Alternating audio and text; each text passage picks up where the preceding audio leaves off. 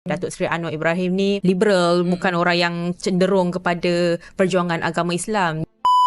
Datuk Seri Anwar Ibrahim baru-baru ini menerima kunjungan daripada tuan-tuan guru dan para alim ulama daripada pondok serta madrasah di Kelantan Darul Naim bagi bertukar pandangan mengenai pelbagai isu, khususnya berkaitan perkembangan agama Islam dan juga pembangunan ummahnya. Jadi menurut PMX, pertemuan itu menekankan kepentingan memperkukuhkan dasar Islam dalam pendidikan serta usaha kerajaan dalam membina kekuatan dalaman umat Islam secara amnya. Bila orang kata ulama aja selalunya dia terkait dengan satu parti sahaja kan. Tapi hari ini kita telah membuktikan sebenarnya bukan kali pertama pun. Banyak je para ulama even dekat Selangor pun saya rasa setiap tahun ada festival Thurat yang menghimpunkan ulama-ulama daripada seluruh negara, daripada serata pelosok dunia.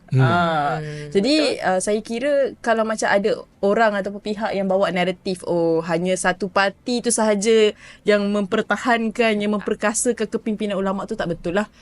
Macam tahun lepas kan PMX sendiri ada menerima top 11 ke top 15 lah macam tu tokoh Islam paling berpengaruh dekat dalam dunia. Jadi benda-benda macam ni saya kira macam saya akan keep ulang benda yang samalah, sebab sebelum ni memang orang asyik ingat hanya parti bulan sahaja yang memperjuangkan kepimpinan ulama.